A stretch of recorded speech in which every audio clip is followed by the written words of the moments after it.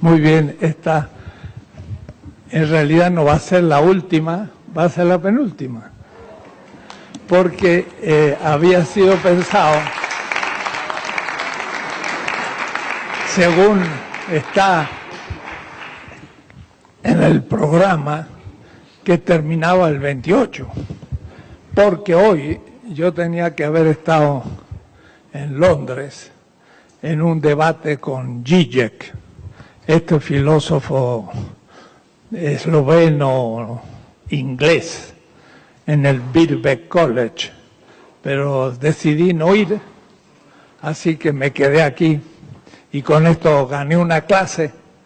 Entonces la próxima voy a proponer a algunos colegas de los que han asistido, ya hablé a dos y puede haber otro, y podríamos formar una mesa y discutir un poco el curso. Ustedes dirán, ha sido muy autoritario, ha habido poco debate, no ha sido un seminario, ha sido una cátedra sin réplica.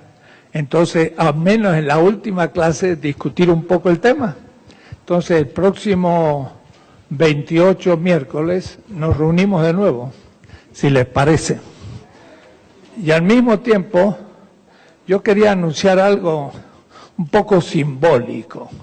Siglo XXI acaba de sacar 2 tomitos, un poco sin habérmelo dicho, pero me agrada más, de la primera obra que yo publiqué en siglo XXI, en el año 1973, hace algunos años. La mayoría no había nacido. Primera edición, siglo XXI, 1973. Y después nunca más se publicó. Era un libro difícil, sobre un tema difícil, y no se entendía la cosa. En el 2014 se publica en segunda edición. Y entonces, la verdad está más bonita que la primera. La primera estaba bonita, sobre todo que era mi primera obra en siglo XXI.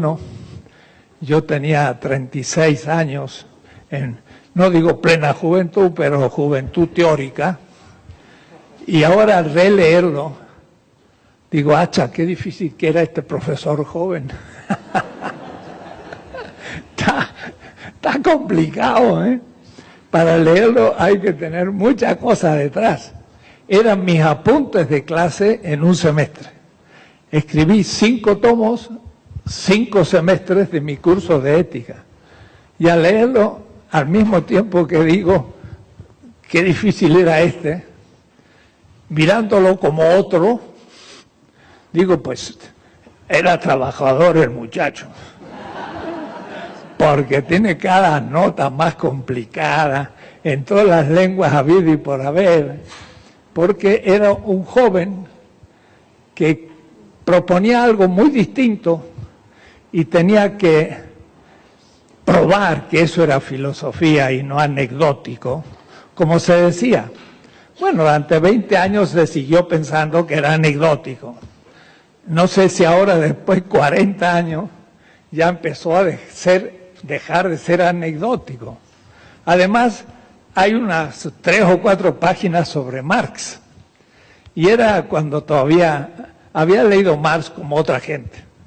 Y el Marx habitual, el estándar, digo yo. Entonces, criticaba un Marx estándar. Después va a venir el trabajar como un obsesionado Marx. Entonces, las 4 o 5 páginas que tengo aquí sobre Marx, es bueno que no se hayan corregido. Y ustedes dirán, mire este filósofo que hace una crítica a Marx, es medio antimarxista. Sí, y ahí está, cambian las cosas, hay que reconocerlo. Lo criticaba Marx como un autor moderno. Si Descartes decía yo pienso, yo pensaba que Marx decía yo trabajo, y era el yo moderno. No era eso era el marxismo-leninismo, del cual yo critico. Pero es bueno, no lo saco, verán lo que pensé hace años. Quizás por agosto, en la presentación de las 16 tesis, en la misma universidad aquí y en otras, y creo que sería bueno presentarlos juntos, porque casi hay 40 años de distancia entre el primero y el segundo. El editor también dijo, qué extraño, que lo mismo piensas de hace 40 años. Pero lo que pasa es que no es que piense lo mismo que antes. Yo pienso que en la vida de un autor hay como dos pirámides. Un tiempo en que uno va preparando por el estudio la filosofía sabida. Y uno, como en una pirámide, va estudiando y cada vez más va descubriendo lo propio, pero llega un punto en que la pirámide se invierte. Es el momento en que uno descubre el propio pensamiento, en que uno capta el tema, que ya es el tema de la vida. Y entonces la pirámide se invierte. Si uno antes trabajaba mucho y avanzaba poco, llega un punto en que la pirámide se invierte. Uno trabaja poco y hay mucha invención. Y a medida que va avanzando, se trabaja más, pero pareciera que ya no hay casi avance. Este punto es cuando un autor descubre su propio pensamiento, una intuición nueva. Y eso es este librito. Ese libro fue la nueva intuición de un pensamiento filosófico latinoamericano. Entonces el editor, que es el que a veces ha estado por aquí mostrándoles a ustedes el libro, dice, qué notable, doctor, cómo usted ya pensaba exactamente lo que piensa hoy. Y era al comienzo de la intuición propia, era propia, ya no era estar leyendo autores y haciendo comentarios y decir que dice Hegel, Heidegger, y ni siquiera Marx. Era un pensamiento propio. Y entonces, en la trastapa, mire lo que dice. Piensa en un autor de 36 años, hace casi 40 o más. En la trastapa escribe algo casi indecente. Era ya lo que yo pensaba hasta hoy. Ya hay una coherencia así ya completa en estos últimos años. Mire lo que dice. Era para una ética de la liberación latinoamericana. No era una ética latinoamericana, era para. Y no era universal, era la latinoamericana nada más. Empezamos por América Latina. En la parte de atrás, los editores sí corregieron una línea, han puesto lo mismo que estaba en la primera edición en 1973. Hace muchos años, 1973. Y dice así, uno lo lee y dice, oye. Una ética para un tiempo en que la legalidad es la inmoralidad promulgada. Está fuerte. La ley es promulgada, pero promulga lo inmoral. Esta obra no es solo una ética, sino es también una metafísica y una antropología. Y en esa época ya, hace 40 años, es una metafísica y antropología no del centro. Europa, Estados Unidos, y miren qué extraño, y Rusia. Era la Unión Soviética. Hoy es Rusia de nuevo. Me adelanté 40 años. Hoy Rusia es Rusia, ya no es la Unión Soviética. Y lo que dije es válido hoy 40 años después. Es una metafísica antropológica, pero no del centro. Europa, Estados Unidos y Rusia lo ponía en el centro, sino de la periferia oprimida. Es una filosofía que comienza su tarea en el mismo nivel filosófico para destruir la filosofía vigente del centro y permitir así la aparición de una brecha por la que el pensar latinoamericano pueda acceder a nuestra realidad ocultada por la dominación cultural. Es Latinoamérica, pero es válida universalmente. No es latinoamericana, sino filosófica. En el comienzo se piensa la eticidad del proyecto de liberación, etcétera, etcétera. Bueno, acaba de salir el siglo XXI, la pueden tener ustedes, segunda edición de mi obra primera, importante, y entonces sería bueno compararla con la actual, las 16 tesis de economía política, y ustedes van a ver la continuidad en estos 40 años. Ahora ya ha hecho realidad un poco por la fuerza del pensamiento. Entonces, lo acaba de publicar Siglo XXI, los dos primeros tomitos, para una ética de la liberación latinoamericana, 1973. Pero empezó en el 70, justo después del 68. Era una filosofía del 68. Lo que significa el 68 para México, pero también para París y también para toda América Latina. Entonces fue una filosofía nueva que irrumpe. Se la recomiendo porque es un testamento, pero sáquenle punta, porque como era un joven filósofo, quería demostrar a los colegas que sabía filosofía. Entonces, pobre lector, porque trae una cantidad de citas y alemanadas y inglesas y griegos y hebreos y todo, como para decirle, mire, estoy diciendo cosas nuevas, pero hay fundamento. No es porque sea joven, estoy diciendo cualquier tontera. Nadie me creía en esa época y creo que tampoco ahora. Pero ahí está la primera obra fuerte, aunque hubo otras pequeñas antes, era para una ética de la liberación latinoamericana. Van a pasar del 73 al 98 para que aparezca ética de la liberación. Ya no para. Y no latinoamericana, mundial. Pero desde América Latina, válido primero para nosotros, pero para todo el mundo. Y ya estoy a ese otro nivel. Esto acaba de salir en Siglo XXI, segunda edición. Me gusta también porque se puede leer la primera y 16 tesis de economía política, la última. Y quizás por septiembre, octubre, haga la presentación en Siglo XXI de ambas obras, comparando y mostrando su coherencia.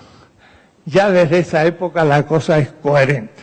Ya no hago correcciones, sino por detalles. O es decir, voy construyendo un pensamiento, pero el punto de partida ya es el mismo. Se invirtió el cono. Al principio, mucho estudio hasta que llegó a la hipótesis de la filosofía de la liberación. Y desde ahí empecé a pensar todo de nuevo y se va aumentando. Entonces, todas mis obras desde el año 68, 1970, va a ser ya construcción de un pensamiento latinoamericano con autoconciencia de su autonomía. La filosofía de la liberación es casi la única filosofía latinoamericana, porque los demás son kantianos, hegelianos, hasta marxistas, fenomenológicos, pero y latinoamericanistas. Pero los latinoamericanistas estudian la historia de la filosofía en América Latina, pero no intentan hacer una filosofía desde América Latina, latinoamericana. Si eso aconteció en Estados Unidos, fue el pragmatismo de Peirce, que es una filosofía norteamericana. No hay casi otras. La filosofía de la liberación creo que es la única filosofía latinoamericana con pretensión de latinoamericana, pero no latinoamericanista, sino universal, que puede pensar todo de nuevo desde nuestro horizonte. Y entonces el proyecto es el que he ido intentando desarrollar. Volviendo entonces a la última tesis, la tesis 16. La tesis 16 ya es como un resumen, pero al mismo tiempo una ventana que se abre. Entonces, ninguna obra termina, sino que todas terminan comenzando la próxima etapa. Más allá de la modernidad y el capitalismo, la gran transición. La idea es,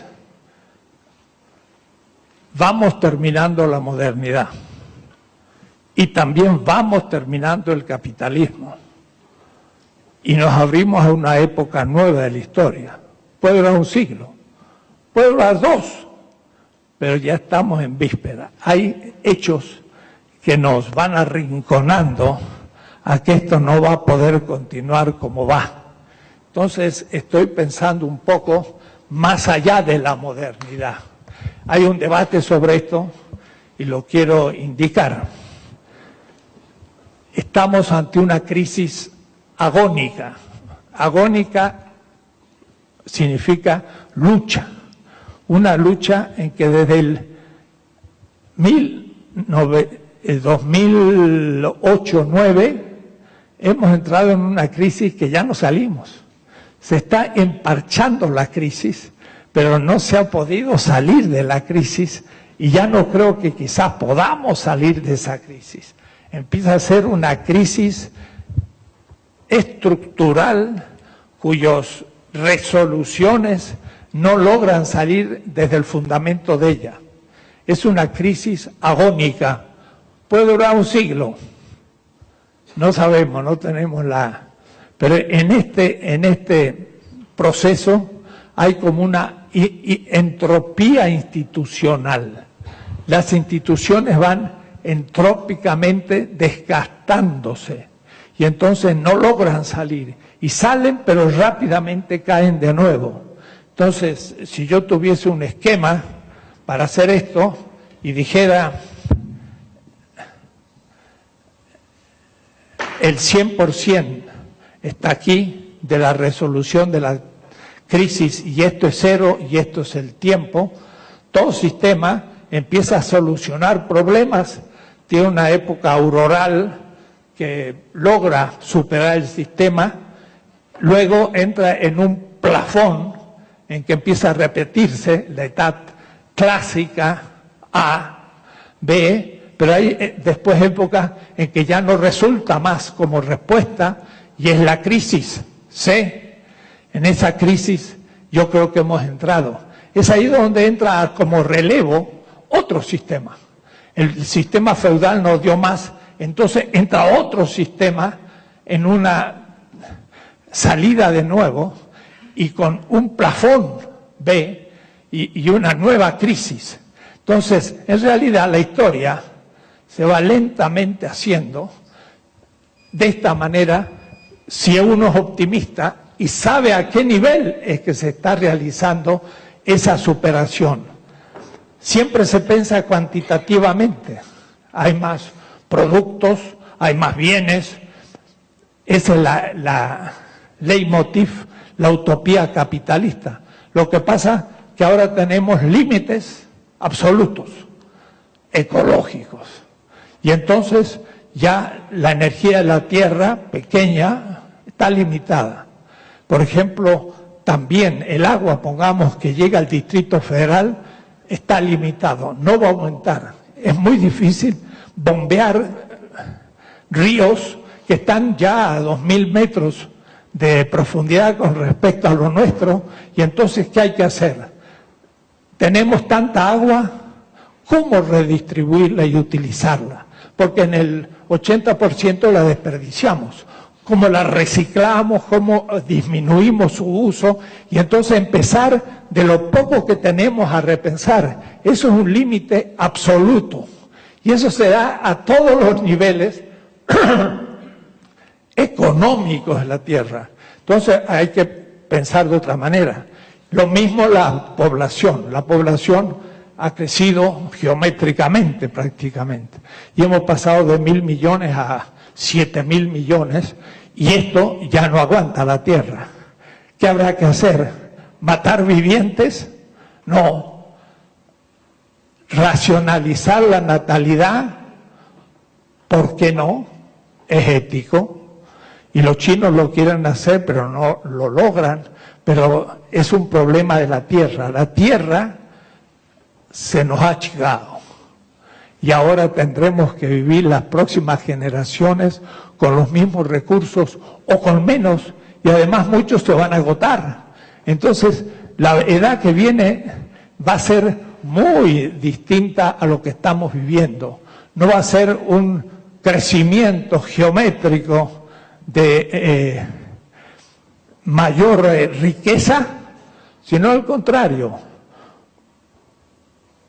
un crecimiento cualitativo muy restrictivo en cuanto al uso cuantitativo de las cosas. Comeremos lo necesario y no habrá obesos. La obesidad es una enfermedad de la explosión justamente irracional de un aumento cuantitativo y no cualitativo. Y entonces toda la humanidad tendrá que racionalizar completamente con otros criterios la vida futura. No será ya la tasa del aumento de ganancia, porque eso es mortal. Va a ser la tasa de aumento de la vida como felicidad. Y eso va a suponer comer menos, usar muchos menos medios y elevar en cambio los bienes. Quiere decir que viene una nueva edad completamente distinta a la que yo le voy a llamar la transmodernidad, no la post. La postmodernidad es la última etapa de la modernidad destructora. Es necesario cambiar todos los criterios éticos, políticos, tecnológicos y entre ellos, claro, económicos, y de eso se trata. Estamos en una etapa final de destrucción de la Tierra. En este momento los glaciales grandes de los polos se están derritiendo, aumenta la temperatura y esto no hay quien le ponga límites. Pues eso es la muerte de la vida, de todos. Entonces la humanidad va a tener que entrar en una etapa ético-política, económica, completamente distinta. De eso es lo que quiero hablar. Es la transmodernidad, no la post, porque la post es una última etapa de la modernidad. Ni sospechan los Bátimos y los Lyotard lo que significa, porque son eurocéntricos, porque son capitalistas, porque están en la misma racionalidad destructiva de la modernidad. Tenemos que tener otros criterios, y en la economía es fundamental, pero se tienen que plantear en todos los niveles. Y entonces esto es un proyecto histórico mundial, completamente distinto, hacia una nueva edad de la Tierra, que puede durar mucho tiempo, pero hay que empezar a presagiar. La modernidad comenzó para mí de manera ya definitiva y clara en el 1492, no porque se descubriera América, sino porque España, y no Inglaterra, ni Francia, ni Alemania, porque en todos los análisis España y Portugal no existen, porque hay un eurocentrismo germánico. Entonces la modernidad empieza en Inglaterra, en la Revolución Industrial, los alemanes con su filosofía. España es un país medieval, y latinoamericano, pues, una colonia del medioevo, así que nada, somos como osos polares que no tienen ninguna influencia en la historia. No, La que expandió Europa fue España.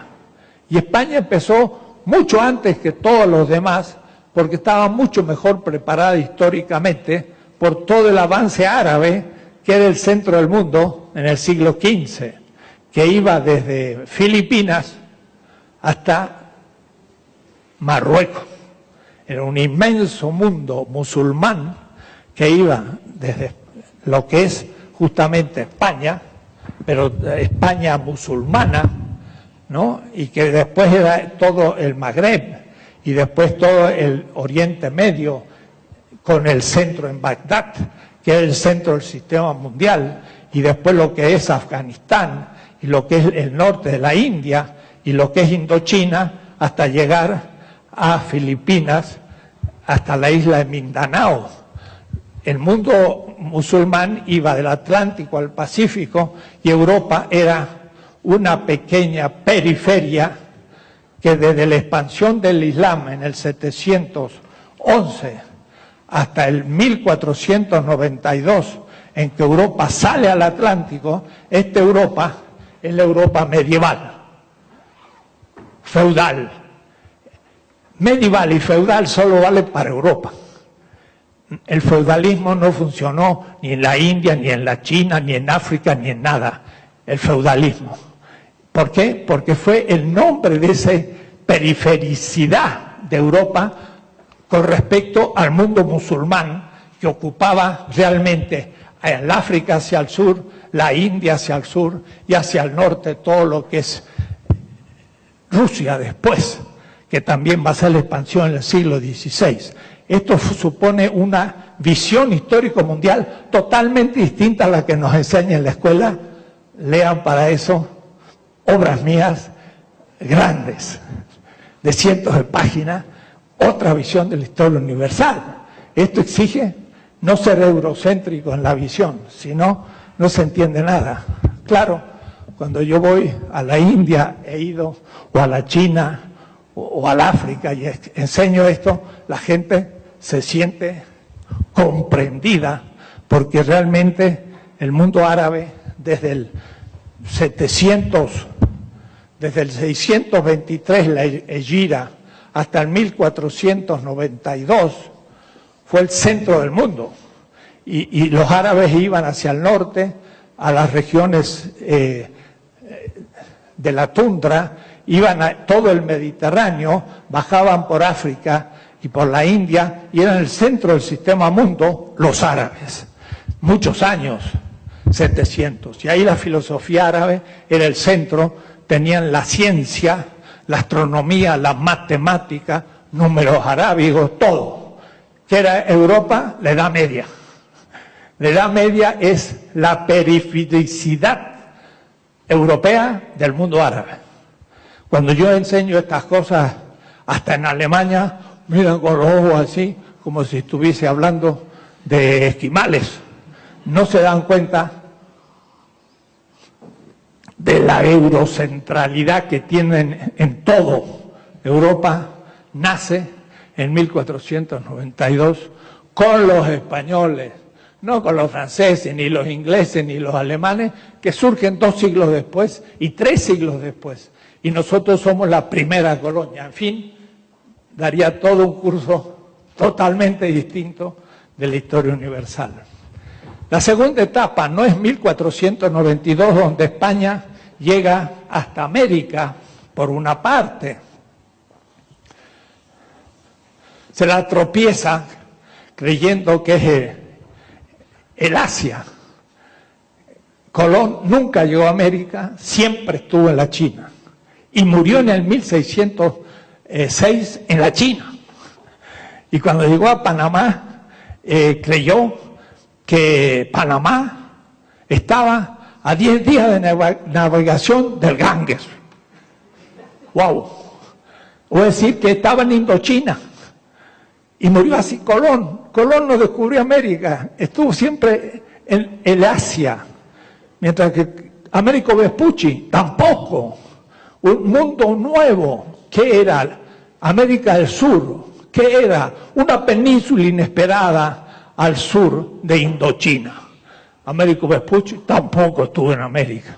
Después poquito se dieron cuenta que había un continente y ahí empezó a surgir América. Pero esa América fue inesperada, se la tropezaron. Una historia completamente distinta a la que nos cuentan todas las historias eurocéntricas, que son todas las que estudiamos. Estamos en la luna todavía. Bueno,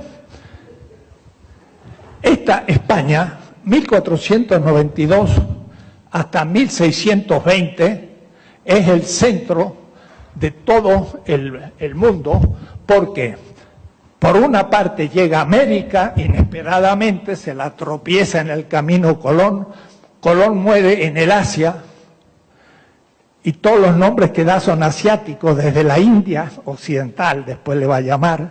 Ve indios por todos lados, pero indios de la India, no indios nuestros. Y tiene un despiste completo y está buscando a la China y no la encuentra y se muere sin saber dónde estuvo. Por una parte.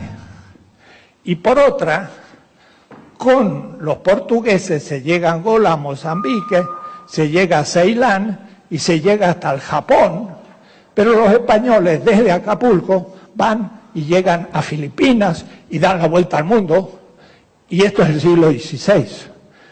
Puramente hispánico. Aquí los ingleses no han hecho nada, los franceses están en la prehistoria, y sin embargo, para ellos España no existe hasta hoy.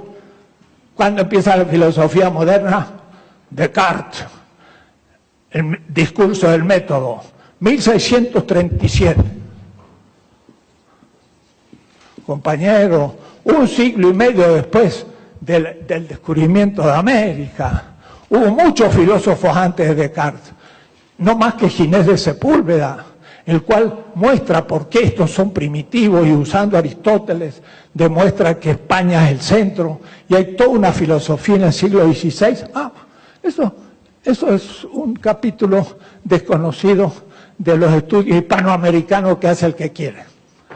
Pero el que estudia filosofía en serio empieza con Descartes. Compañero, Descartes, ¿con quién estudió? Con los jesuitas. ¿De dónde vienen los jesuitas? De España. ¿Qué estudió a Descartes en 1509? Lógica. ¿Y con qué lógica? La lógica de Antonio Rubio. ¿Quién es Antonio Rubio? Profesor de lógica en México. Así que Descartes, primer filósofo moderno, estudió en un jesuita que a los 18 años llegó a México, escribió una magnífica lógica de Aristóteles, pero nueva, y en eso estudió Descartes. Un siglo antes de Descartes hay filosofía moderna. Tenemos que cambiar toda la filosofía. Toda. Porque nos las han inventado los Europas del Norte. Entonces, miren hasta qué punto somos eurocéntricos. Y por supuesto nuestra universidad es 99% eurocéntrico todavía. No hemos dado ni los primeros pasos de una liberación latinoamericana. Somos domesticados, mentales. Sí, porque no hay ni siquiera idea. Pero, bueno, están editando mis obras en Buenos Aires.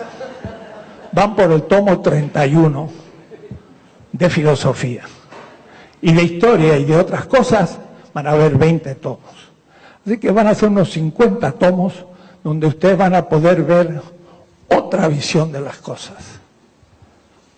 Y van a tener que estudiar años si es que quieren saber lo que eso es. Pero se desprecia, porque ¿qué puede pensar un filósofo mexicano? Bueno, y aún los mejores lo que hacen es repetir a los otros y por eso se creen importantes. Todos, la mayoría, no le voy a nombrar a mis colegas porque queda feo. Pero son imitadores. Después de España, 1492 hasta aproximadamente 1492, hasta más o menos 1620, que se acaba la gran etapa de la plata y que han ocupado casi todo el continente. Viene la etapa holandesa, 1620, 1688, donde los holandeses ocupan Brasil, portugués, ocupan Angola española, también Mozambique, llegan hasta el Japón y los holandeses suplen a los españoles, pero ya no conquistan territorios ni evangelizan gente para el cristianismo. Ahora es la Compañía de las Indias Orientales, negocio. Es el primer proyecto capitalista.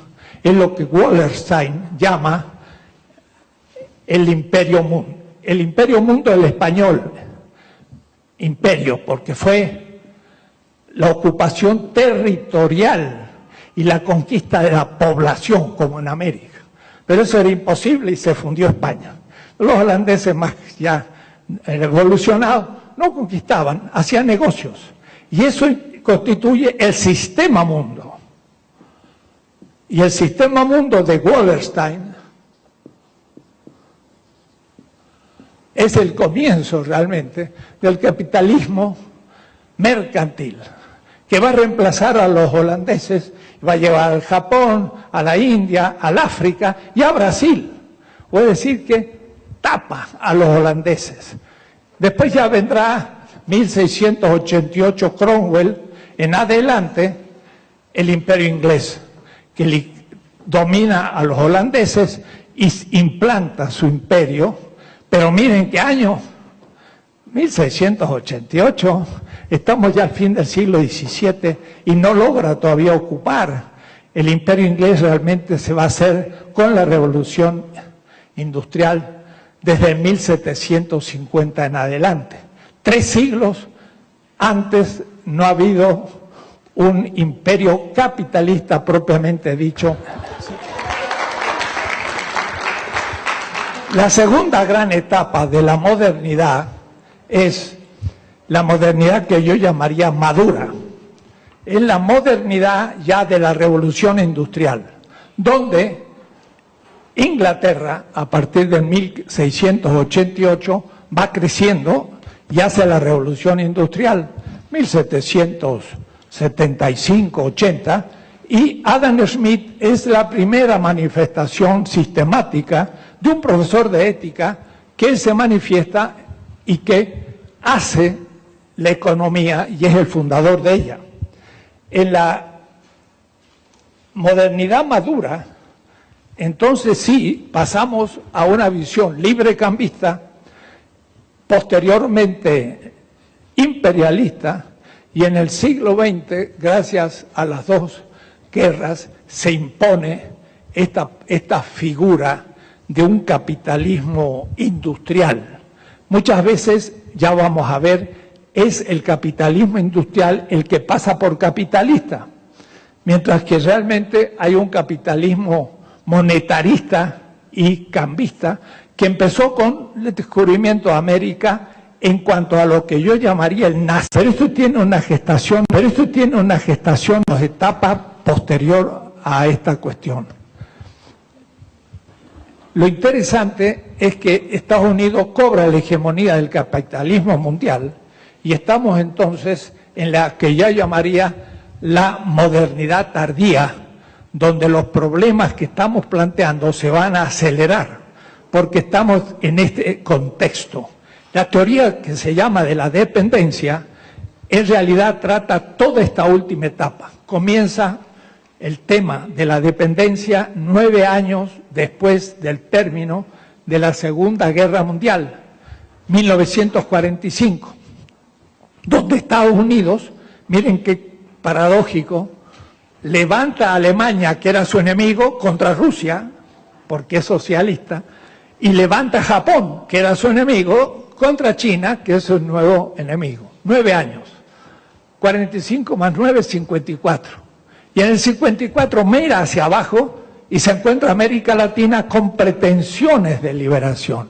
Son los populismos latinoamericanos. Son Cárdenas, Perón, Ibarra, Pérez Jiménez también, Batista, una cantidad de gente nacionalista que distraído a Estados Unidos en la guerra y en la hegemonía mundial, ha logrado empezar a respirar un cierto nacionalismo.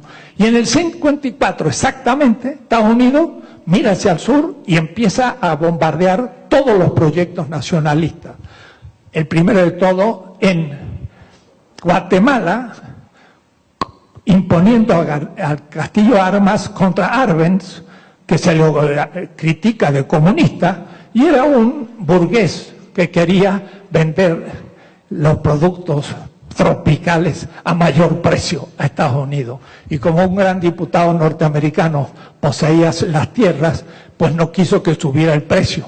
Y entonces se lo acusó de comunista. Arbenz se le hizo el golpe de Estado en 1954.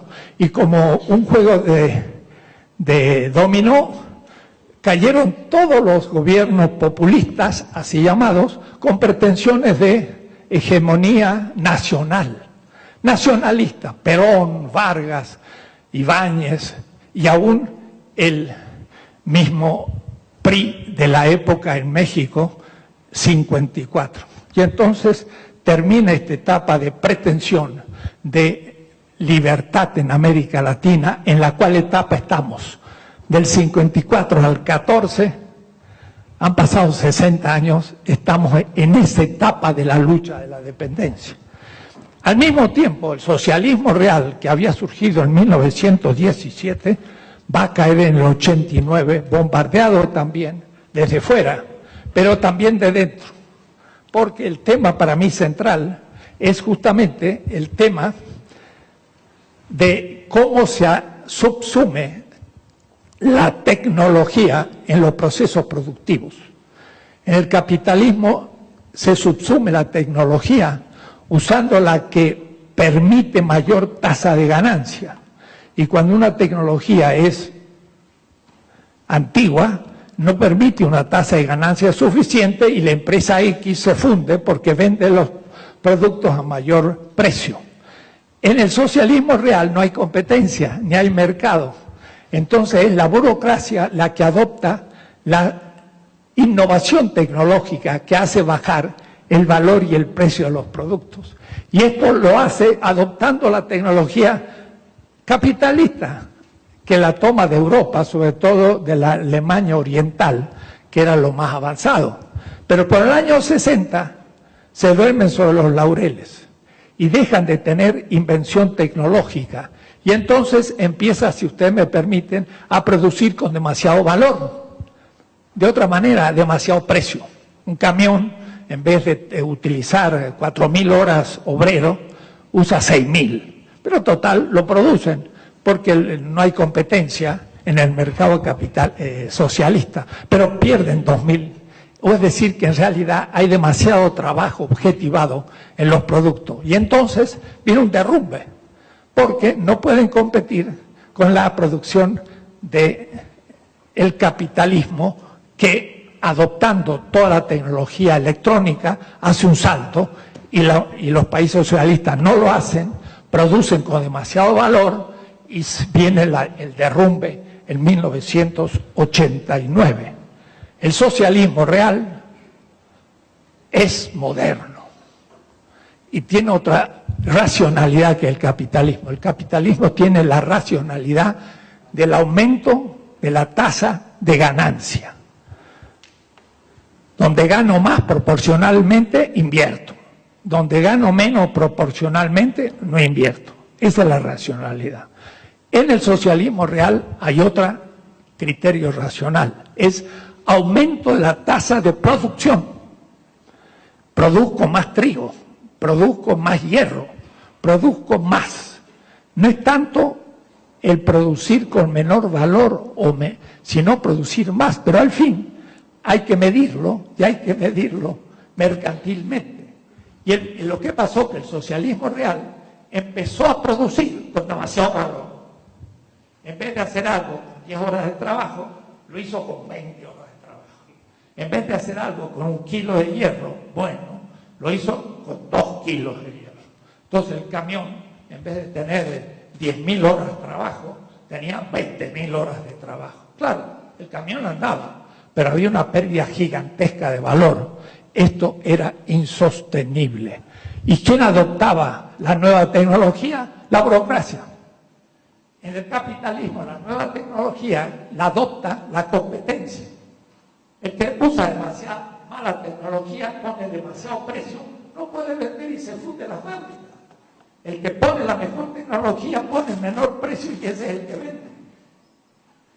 El aumento que la composición orgánica del capital como tecnología es la clave para disminuir el precio en el capitalismo. En el socialismo, la opción del burócrata que diga vamos a adoptar tal tecnología, muchas veces occidental, y otras veces no le convenía y no lo adoptaba, porque es una decisión voluntarista. No funciona el criterio, se vino abajo todo el sistema, y en 1989 el socialismo real en Rusia y en la Europa Oriental desapareció por falta de racionalidad económica. No producía más, sino que producía con más valor. En dinero significa muy caro. Y entonces no pudo competir y se vino abajo. El socialismo, entonces, real, puede ser criticado desde Marx. En la crítica marxista al socialismo real es lo que yo hago. Es novedad. Y no sé si lo han visto por ahí escrito. Crítica marxista al socialismo real. Yo no he visto ni un artículo con ese título. Y eso es lo que hay que hacer. Porque Marx vale mucho más que el socialismo real. Y es mucho más crítico. Además, no propuso el socialismo real del 1921, el NEP. El NEP fue antimarxista. Propuso un criterio de crecimiento estatal, no democrático, que vino a producir el efecto por 1960 y el derrumbe. No he escrito un libro, pero doy muchas noticias sobre esa crítica marxista al socialismo real. Y esta la primera vez que escribí el tema fue en Nicaragua, en plena revolución, que me dieron todos los textos de economía que enseñaban de la Unión Soviética en Nicaragua, y los empecé a estudiar. Dije, esto no es Marx. ¿Qué es esto? Y me di cuenta que era un marxismo-leninismo estalinista, que era una ideología productivista no marxista, lo que se hablaba en Rusia, en Alemania Oriental y en Nicaragua también. El marxismo era otra cosa. Lo que yo estoy haciendo es otra cosa para el futuro. Entonces, viene la crisis del socialismo real, viene la crisis de la Guerra Fría y viene entonces la hegemonía norteamericana en el 2000, cuando cae el socialismo real en el 1989 y parece que ya el mundo se le entrega a Estados Unidos y Bush clama diciendo ahora es el momento americano. Pero en vez de pensar una paz mundial como tal y ir a una sociedad distinta, acelera el proceso para una dominación completa. Y entonces invierte más que nunca en armas, intenta subyugar a Irak y después de ello a todo el que se le presente. Lo que pasa es que en Irak se le rompe los dientes. Y gracias a Irak, pobre Irak, gracias a Irak. En Irak le rompió los dientes al imperio y todavía no sale. Pero saldrá derrotado con la cola entre las patas. Y nos salvó a todos, porque si hubiese llegado rápido al triunfo de Irak, iba a seguir en Afganistán, tampoco lo pudieron derrotar, y iba a seguir en Corea del Norte, y después que se le pusiera por delante iba a ser un imperialismo mundial nunca visto en la historia humana, porque el imperio romano igual al Mediterráneo, el imperio chino a la China, el imperio azteca a México, pero nunca habíamos tenido un imperio mundial. Y cuando los norteamericanos entraron en Irak y todo, dije yo, Dios mío, ¿qué se viene? Un imperialismo mundial nunca visto en la historia humana. No, los iraquíes les rompieron los dientes al tigre y se les acabó la ínfula. Y ahora Estados Unidos tiene que compartir con Rusia, no la Unión Soviética, con Europa, con China, con la India y hasta con Brasil. Y ahora ya las cosas están tan desparejas para entrar a una nueva etapa mundial para pensar filosóficamente también las cosas del mundo. Me estoy haciendo más largo de lo conveniente porque tengo 8 puntos y voy por el segundo. Quizás en la próxima clase termine y después debatamos. Estos son temas infinitos, pero creo que nos da claridad sobre lo que está pasando. Entonces, si decimos que la modernidad es el tema y hay que pensar en la superación de la modernidad, ¿en qué consiste la modernidad? Y ese es un debate con Habermas, con Bátimo, con Bolívar Echeverría, con Wallerstein, todos discuten sobre la modernidad. Yo lo voy a resumir, está en el libro, así que voy ir rápido. Políticamente, la modernidad es la instalación de un nuevo tipo de dominación colonial. Nunca había habido eso. Hasta la palabra colonia es romana. De tal manera que ustedes podrían decir, las Galias eran colonias romanas. Esto lo dijo un profesor en Würzburg hace ya 1992. ¿Qué me está hablando usted de colonialidad? Si los romanos tenían colonias, sí, pero la colonia, Gala, Francia, de los romanos, era en un mismo continente, en una misma cultura. El francés y el italiano son dos lenguas latinas, que sí que son como provincias de un mismo imperio. Y aún el germano está también allí, es decir, fue la expansión de lo mismo territorialmente. Es como si los aztecas se tragaban a los zapotecas y después a los otomíes. Era un mismo horizonte, pero salir de Europa, cruzar un inmenso océano y llegar a un mundo completamente distinto como el azteca, eso fue la primera vez en la historia universal. La primera.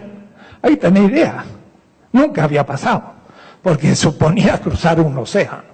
Entonces, la colonialidad, como dice Aníbal Quijano, es una característica de la modernidad.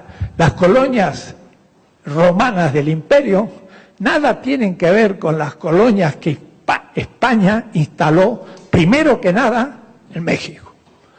Que estuvo en Centroamérica, en las islas, eran islitas pequeñas, que algunas partes de tierra firme, Centroamérica sí, pero el imperio azteca eran 10 millones de habitantes y fue el primer imperio exterior a Europa conquistado en la historia.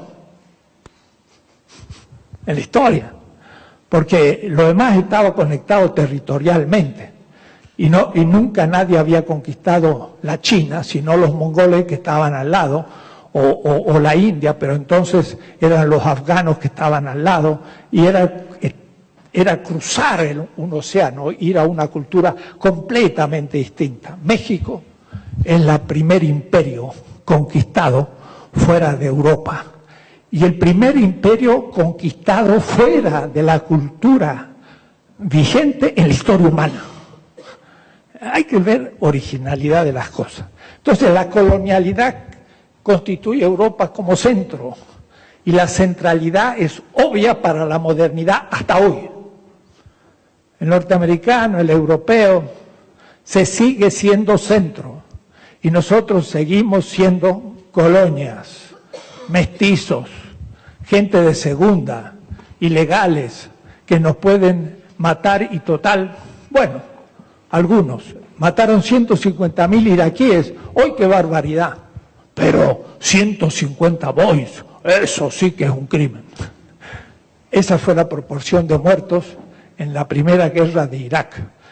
De paso, cayeron 17 aviones y los españoles perdieron 17 caballos en la toma de México. Uno aviones y otro caballo es lo mismo en las épocas. Y mataron como 100.000 aztecas y 100.000 iraquíes. Esas son las proporciones. Geopolíticamente, colonialidad. Geopolíticamente, el desplazamiento del centro. El centro de la historia era China-India. Ahí estaba el centro de la economía, de la ciencia y de la biodemografía mundial. Desde el siglo IV hasta el siglo XVI, todos los descubrimientos habían sido árabes y chinos, geográficos, matemáticos, filosóficos, todo. Europa estaba en la periferia, era la Edad Media. La Edad Media es una etapa que periodiza la historia mundial. ¿Qué va a ser? La Edad Media solo es europea, no hay otra Edad Media en ningún lado. La Edad Media es una etapa de Europa y punto. Los árabes no tuvieron Edad Media. En la Edad Media, que es desde el 623 hasta el 1492.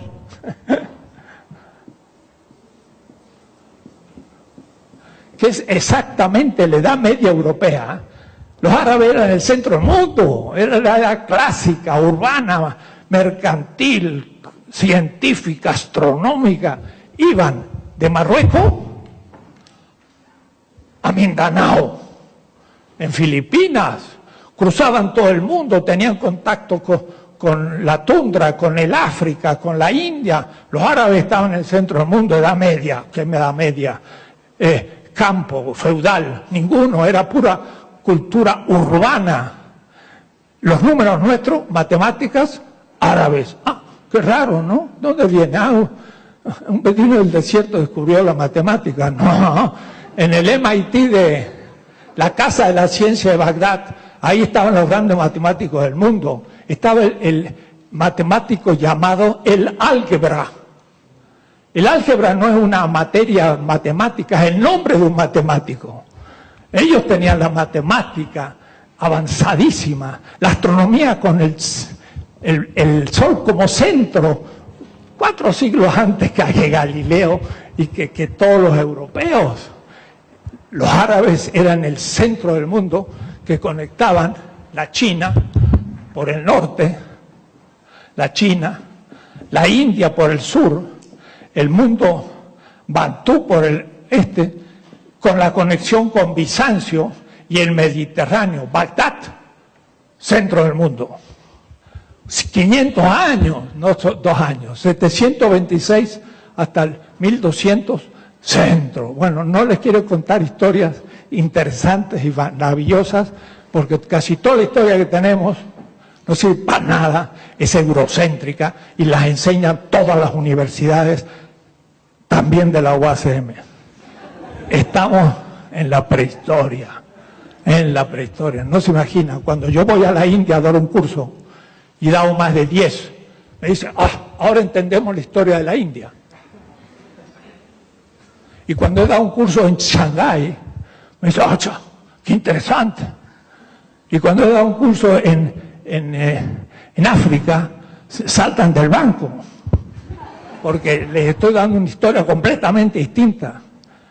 En esta universidad se sigue dando una historia prehistórica. Y en todas, la UNAM, la UAM, en Harvard. Yo he dado cursos en Harvard. Y uno me dijo, ¿y por qué esto no se enseña en Harvard?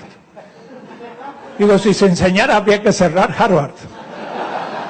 En serio, tal cual.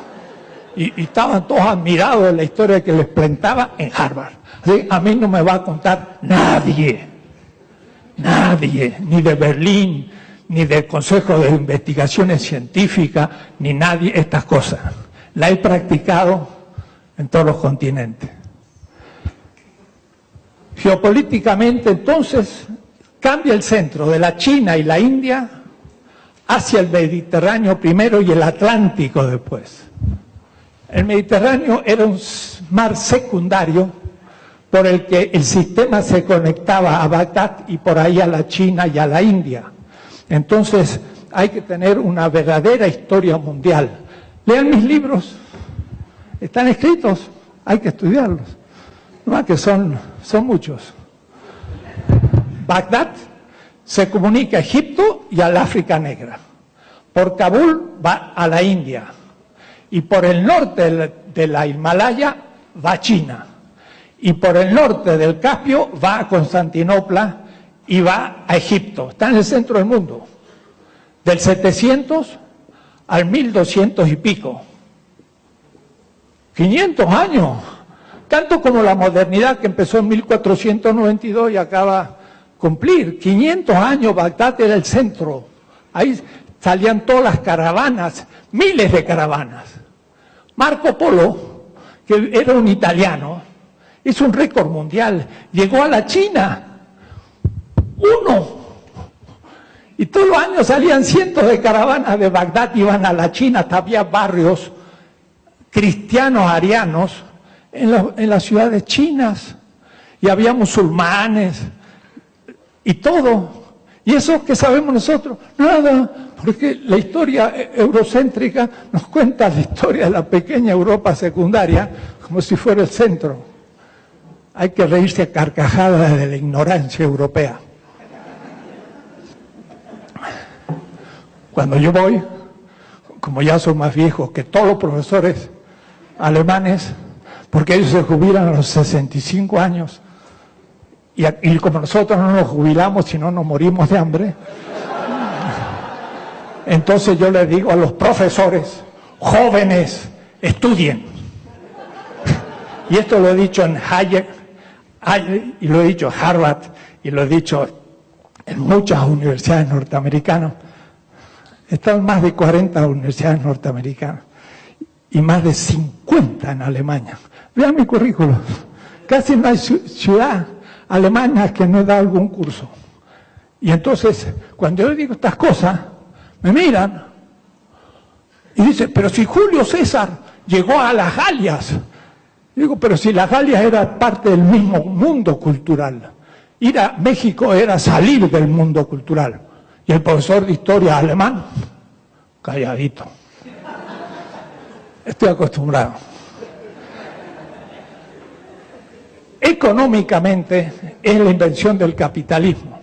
Capitalismo se gestó como el feto allá por el 1200, donde los señores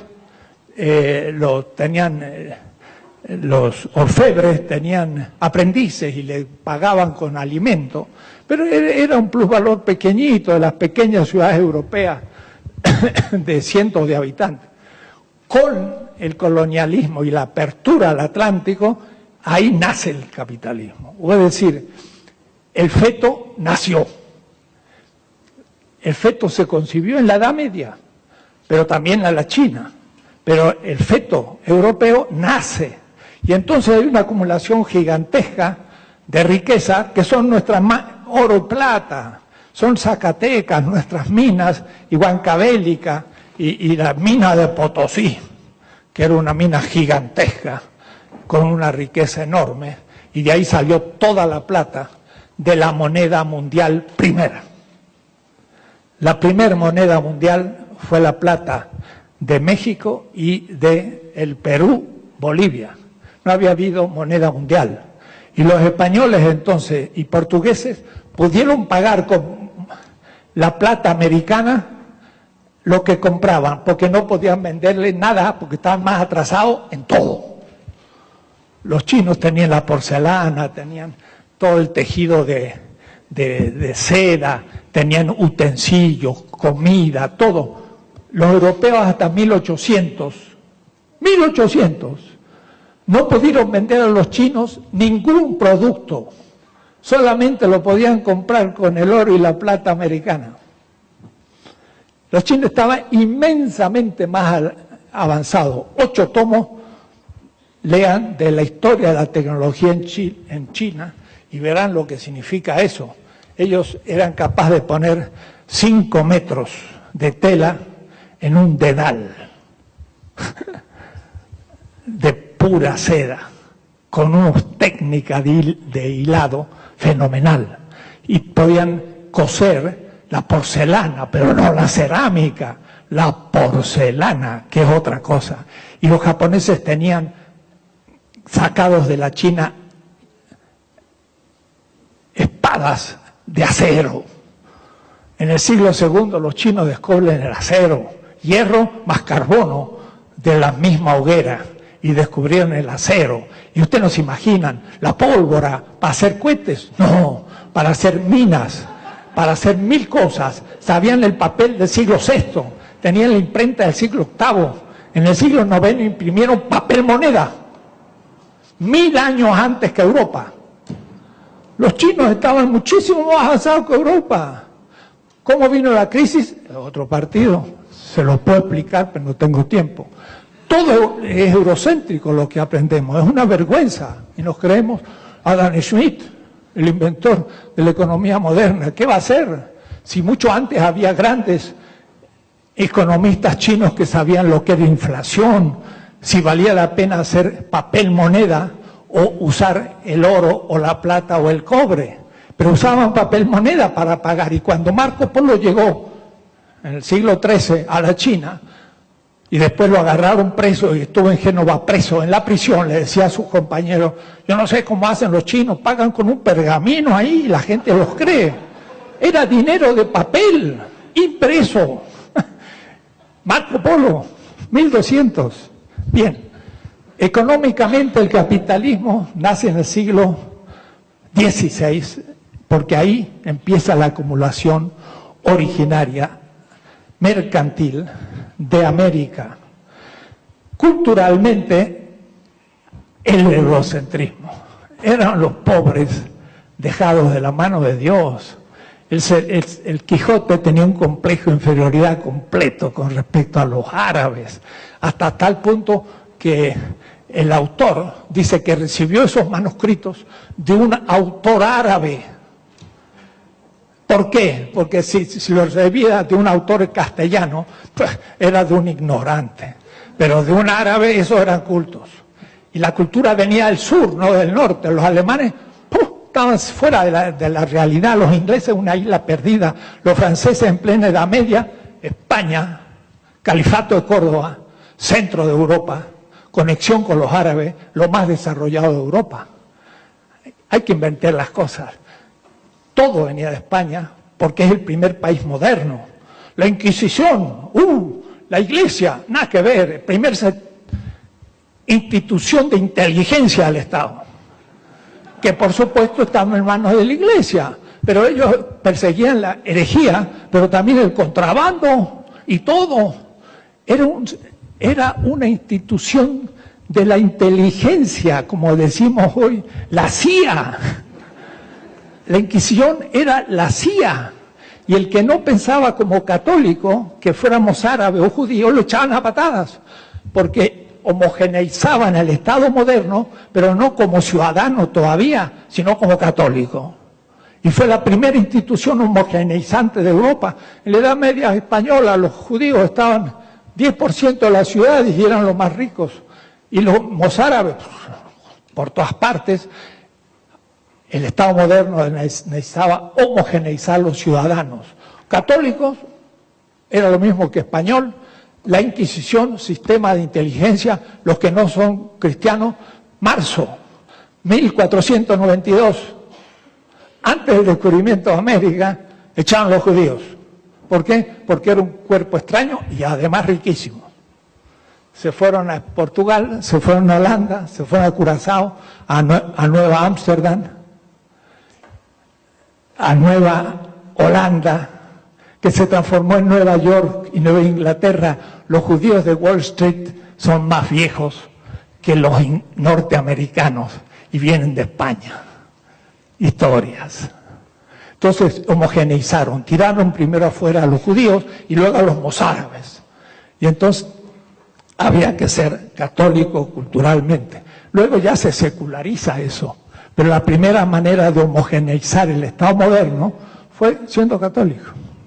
Era una manera. Después los holandeses van a secularizar eso y va a seguir adelante. Eurocentrismo, ¿quién lo construye? Los españoles.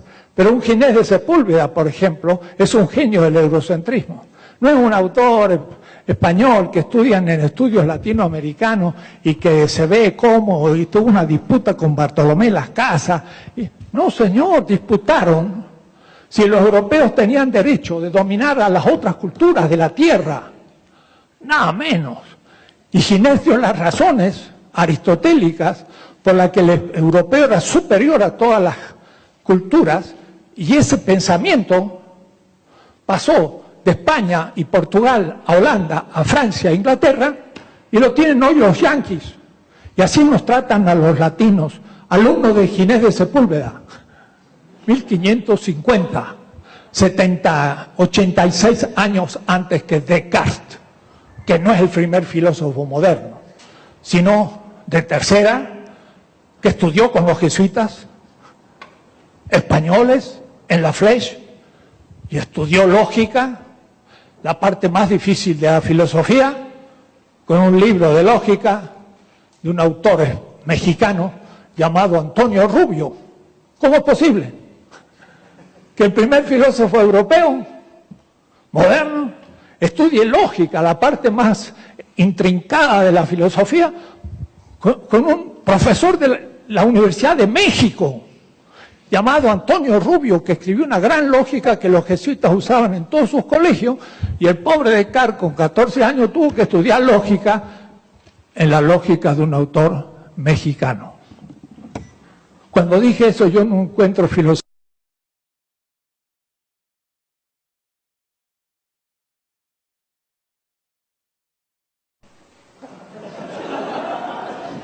que Descartes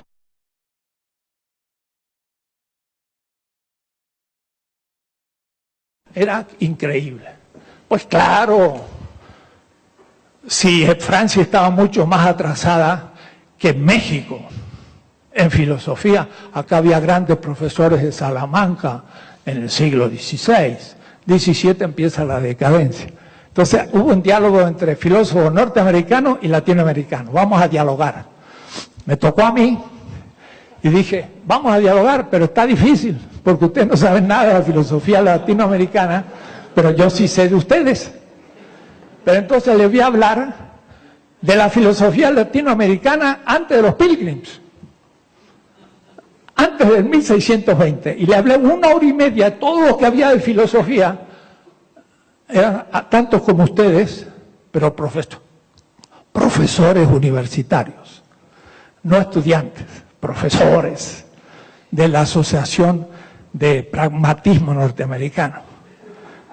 Y un viejo después se me acercó y dijo, increíble cuánto he aprendido hoy. Le hablé 1 hora y media de la filosofía en México antes de los Pilgrims. No lo podían creer y no lo saben, y ustedes tampoco. Y cuando dice el CAS, se dice la universidad, siglo XVI, no saben lo que era. Era una universidad a nivel mundial. Además, conexión entre México y la China, centro del mundo. Vayan a Cuernavaca, a la iglesia de los franciscanos, hoy catedral, miren la bóveda. ¿Alguno la ha mirado? Ninguno.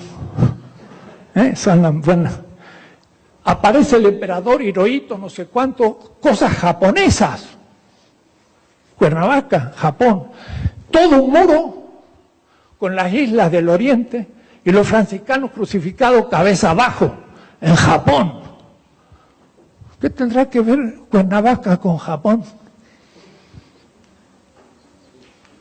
A un mexicano, universitario, todos ustedes también son ignorantes de lo propio, hay que desburrarse. Cuernavaca era la última ciudad que pisaban de Occidente los misioneros que llegaban a Japón, porque después de Cuernavaca iban a Acapulco y llegaban a Filipinas, y ahí entonces estaban los mártires franciscanos que fueron crucificados en el Japón por el emperador. Cuernavaca era el centro del mundo, entre Europa y el Asia. ¿Qué tal? ¿Se dan cuenta de nuestra ignorancia?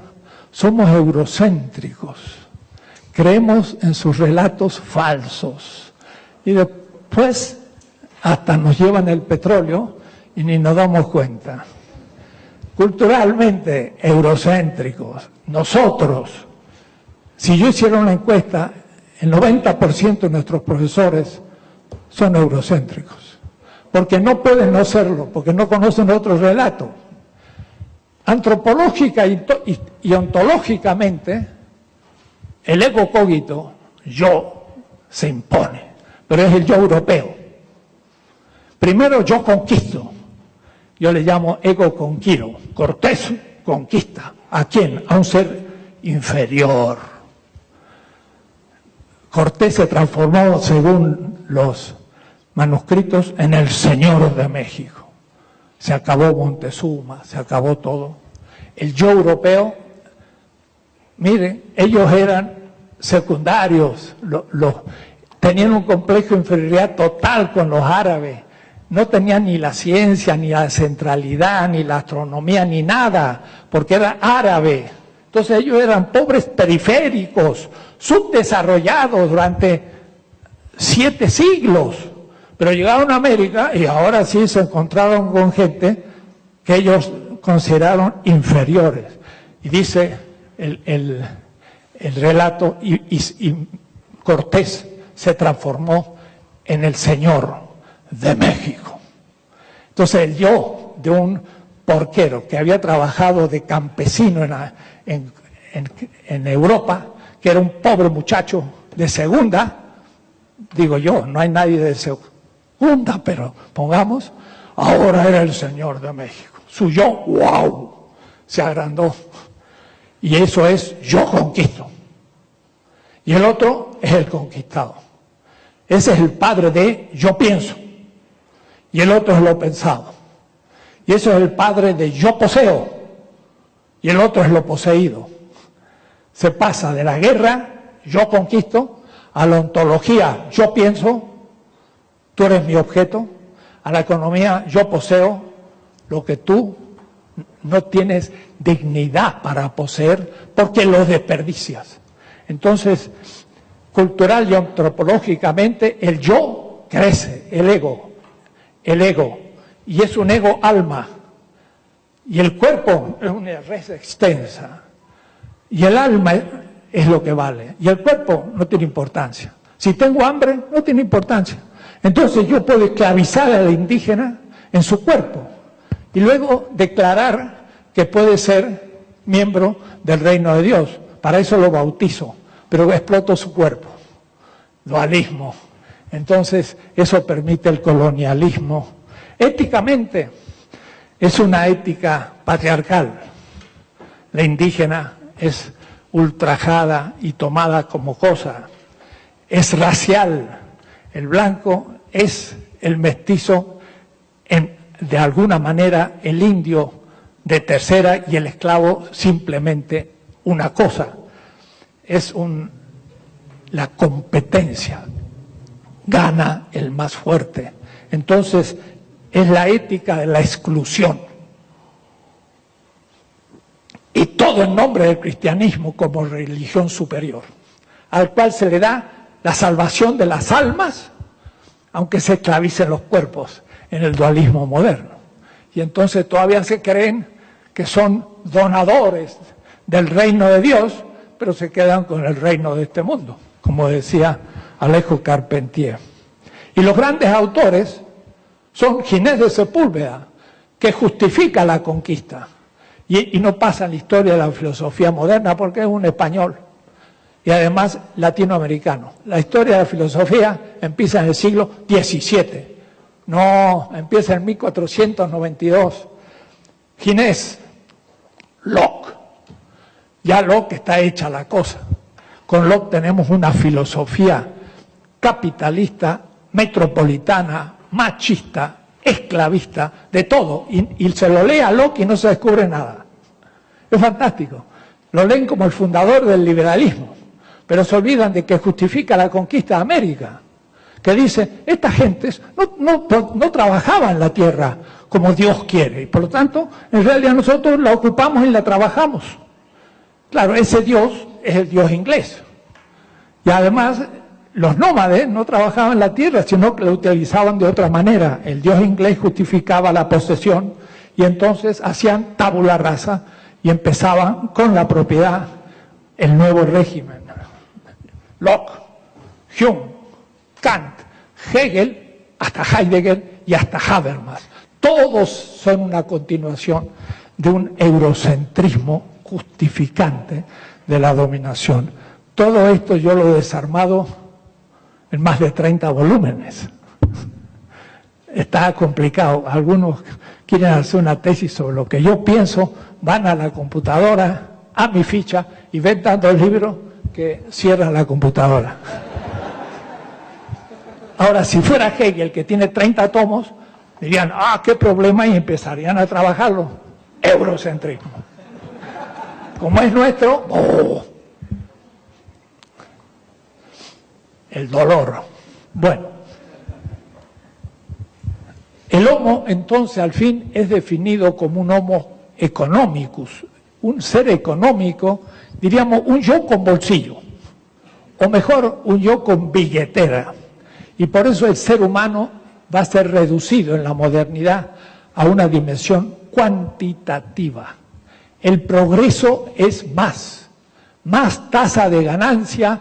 Este año hemos avanzado la producción 3%, pero la China nos gana, tuvo 9%. Ahora, después los chinos han visto cómo están, se tienen que tapar la boca y van así abriendo entre el humo de Pekín, porque tienen una smog como no se había dado en ninguna otra ciudad del mundo. O es decir, ¿cuál es el criterio cuantitativo? Más tasa de ganancia. El criterio que he demostrado es más vida cualitativa. Respirar mejor aire, comer mejor comida y menos, para no caer en la obesidad. Trabajar lo mínimo y necesario. Y el tiempo libre, ese es el tiempo del reino de la libertad, para crear, para la cultura, y para hacer más eficaz el tiempo del trabajo, porque entonces puedo pensar mucho más lo que hago. Marx planteaba el reino de la libertad. Y entonces, las necesidades, a su vez, las reales, el comer, el beber, el tener cultura, no tienen nada que ver con las preferencias creadas por la propaganda de aquellos que tienen dinero para comprar. Los que no tienen dinero para comprar no son solventes, no entran en las estadísticas del mercadotecnia, son pobres, no tienen dinero, cero, no pueden comprar zapatos, así que no los cuento. Voy a contar cuántos tienen dinero para comprar zapatos. Es decir, que la mercadotecnia piensa en un sujeto, pero solvente, con dinero. El que no tiene dinero está fuera del sistema, se puede morir. Es lo mismo, porque al fin ni aporta ganancia ni nada. Entonces se confunde las necesidades con las preferencias. El hombre es lobo del hombre en la competencia sin regulación. Y entonces llegamos a la pregunta, ¿es posible una modernidad sin capitalismo? Y a esta pregunta la han hecho muchos. Por ejemplo, Habermas dice, en realidad la modernidad no ha concluido, hay que terminarla. El pensamiento moderno es un pensamiento crítico, por lo tanto hay que ser más crítico, y tiene todo un libro sobre cómo culminar la modernidad. Lo que pasa, ¿cuál es el criterio de la criticidad? ¿Simplemente en poner en duda aquello que se presenta como falible, o tener como criterio la vida y el consenso racional y la factibilidad para ver realmente qué es lo que debemos hacer, que son los principios que he enunciado? Entonces, en realidad Habermas es completamente eurocéntrico, a tal punto que lo invitamos a venir a México a discutir. Dijo, no, la verdad, México no lo conozco, no puedo ir. Está bien, es honesto, porque se dio una vuelta por Perú, por Argentina, por Brasil, y se volvió a Alemania, y digo, no entiendo América Latina. Y por lo menos tuvo la honestidad. Él entiende Alemania, Estados Unidos y nada más. Y piensa para esos dos países. Entonces entre nosotros hay habermasianos, como diría Carlos Pereira, sucursaleros. Ponen una sucursal de Coca-Cola y venden Coca-Cola. Y dicen, Coca-Cola, ¿quién la ha inventado? Vaya a saber. Y algunos hasta van a Estados Unidos y dicen, ellos también toman Coca-Cola. Entonces, ese más bien es el tema. Habermas, el mismo amigo y querido filósofo y gran filósofo Bolívar, dice, tenemos que intentar una modernidad sin capitalismo. Y entonces yo me pregunto, ¿es que el capitalismo y la modernidad no son dos aspectos de lo mismo? ¿Puede haber una modernidad sin capitalismo? ¿No es el capitalismo el sistema económico de la modernidad? Eso lo piensa un poco una izquierda esclarecida, ilustrada, que no es romántica como Marx. Marx era romántico, ¿no? Y como lo explicó Michael Levy aquí, el romanticismo dice: en el pasado se dieron cosas muy importantes que nos sirven para la crítica del presente, pero no para volver al pasado, sino para abrirnos al futuro. Entonces, nuestros indígenas tienen un sentido comunitario extraordinario. Habría que aprender, pero no para ser indígenas, sino para tomar ese comunitarismo y ver cómo nuestro individualismo es enriquecido hacia un nuevo proyecto. Esa es la izquierda, eso es Marx. Pero pensar que la modernidad está exenta de limitaciones y es puro pensamiento crítico, es olvidarse del eurocentrismo, del colonialismo, de una cantidad de cosas que la modernidad le son intrínsecas. Entonces yo no creo que sea posible capitalismo sin modernidad, sino que hay que ir más allá de la modernidad desde la izquierda, no de la derecha, porque hay una derecha que va contra la modernidad para volver a la Edad Media. No, hay que ir para el futuro. Muchos hablan de muchas modernidades, una modernidad india, china, pero al fin modernidad.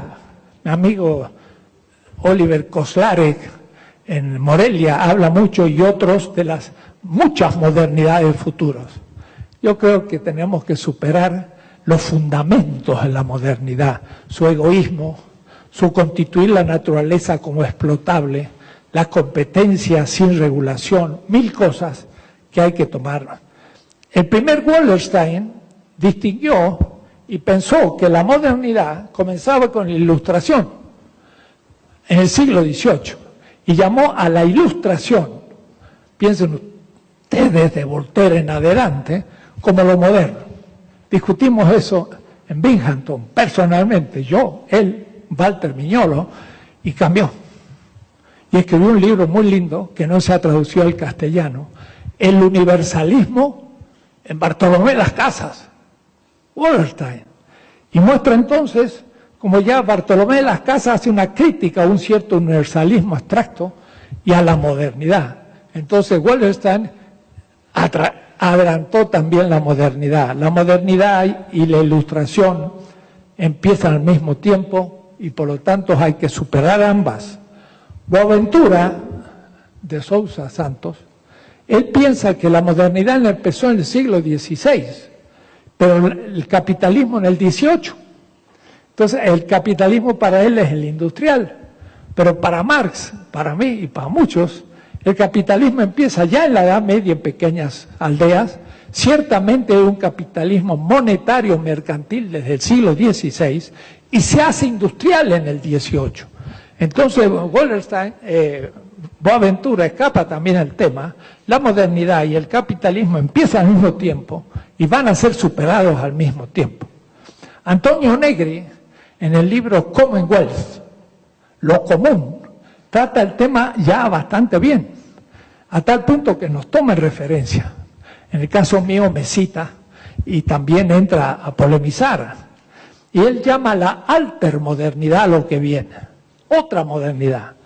Pero es modernidad todavía. Y entonces él dice, ¿por qué? Porque la modernidad tiene pensamiento crítico. Estoy de acuerdo, hay que recuperarlo. Maquiavelo, repensado.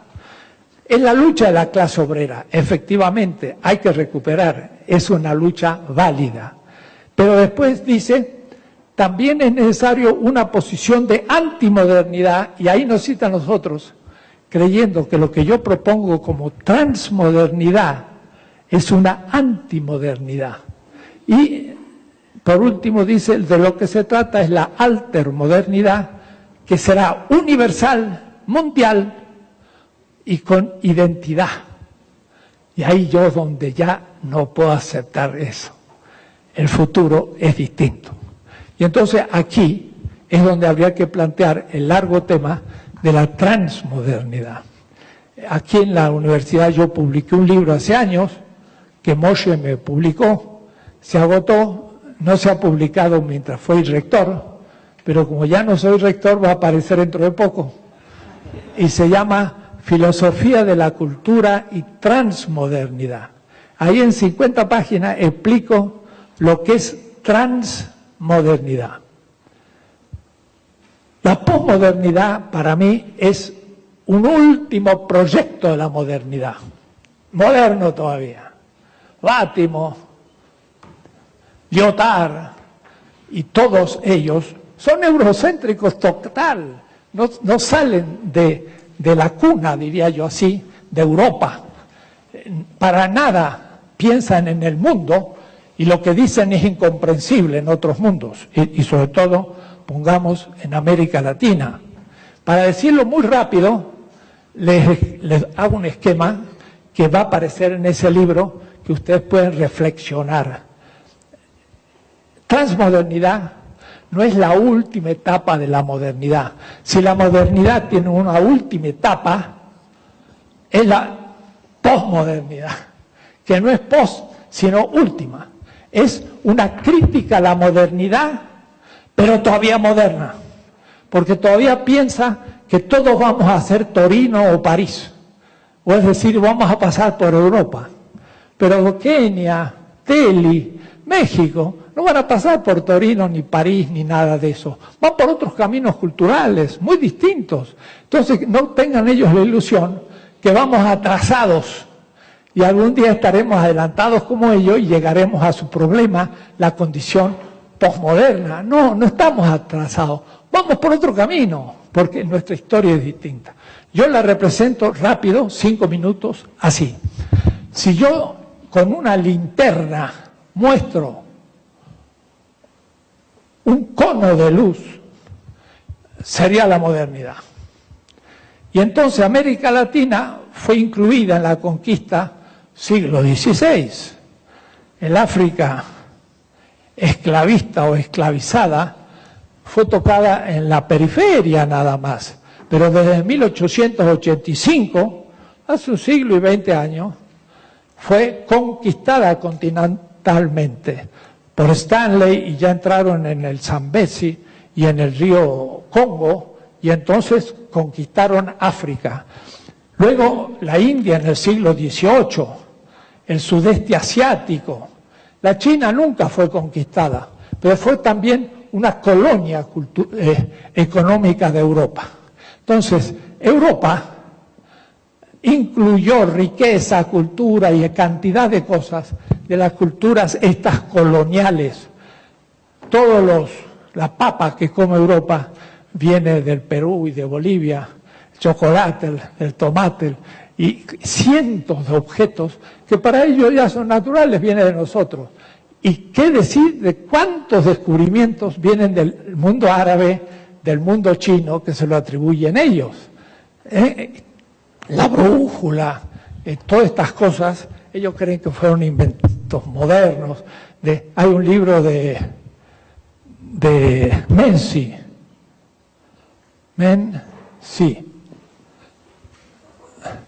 que se llama 1420, cuando la China descubrió el mundo. La China descubrió América mucho antes que Colón, y hay hasta mapas. Y Colón tenía mapas chinos. Y después, 1434, cuando la China encendió el Renacimiento. Los grandes descubrimientos del Renacimiento son chinos. Leonardo da Vinci, descubre paracaídas, tiene inventos extraordinarios, instrumentos navieros, todo. Está copiando un libro de tecnología china del 1313, impreso en papel, y cuando usted ve el dibujo chino y Leonardo es mucho mejor dibujante. Nada más. No descubrió ni el clavo. Todo lo copió de los libros chinos.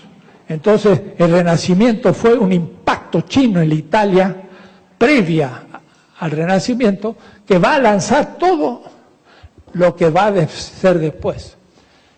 Es decir, Europa se absorbe estas culturas económicamente, lingüísticamente, culturalmente, etcétera, pero desprecia muchos aspectos. Y ya esto sería el A, el B, el C, el D, el E, aquello que ellos desprecian, su lengua, sus usos y costumbres, su medicina, sus saberes.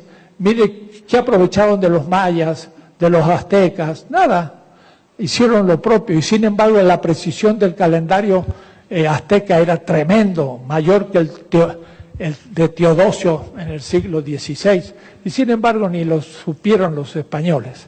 Entonces la idea es lo siguiente: la modernidad absorbe de todas las culturas y pasa por invento europeo, siendo que la China y el mundo árabe estaban mucho más avanzados que Europa en el siglo XVI, XVII, y en el 1800 todavía la China producía más acero que Inglaterra y Estados Unidos sumados.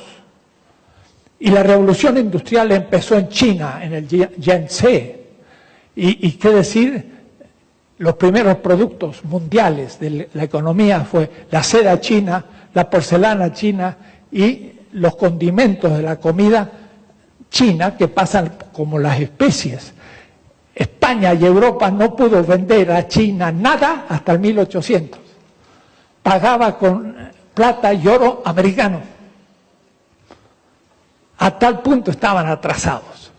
En el 800 se produce una crisis en China y entonces Inglaterra empieza a sobresalir, industria de la guerra, y los textiles, no de seda, sino de algodón, que toma en la India. Y ahí empieza la subida de Inglaterra. La revolución industrial inglesa, falso. Un siglo antes empezó en China. ¿De qué se trata? De que tenemos que volver sobre nuestra exterioridad. Tenemos que volver a apreciar lo que ha sido despreciado. Hemos publicado un libro de 1100 páginas, 2 columnas chiquititas, sobre el pensamiento filosófico latinoamericano. El primer libro en la historia de América Latina, con la historia del pensamiento, 17 etapas, con las grandes corrientes filosóficas del siglo XX, con 20 grandes temas y con 300 fichas de filósofos. El primero. Es decir, y lo mismo cuando estuvimos en Corea, en el Congreso Mundial, presentaron 2 tomos, primera historia de la filosofía en Corea. Y así, ¿qué quiere decir? Las culturas están tomando conciencia de aquello despreciado de la modernidad. Y que yo marco como la exterioridad del círculo, lo que está fuera. La China, qué decir, está cobrando conciencia, pero conciencia de lo que no sabe de sí mismo. Yo he estado en Shanghái y les he aplicado a los filósofos chinos cosas y me dijeron, qué interesante, no lo sabíamos. De los chinos mismos.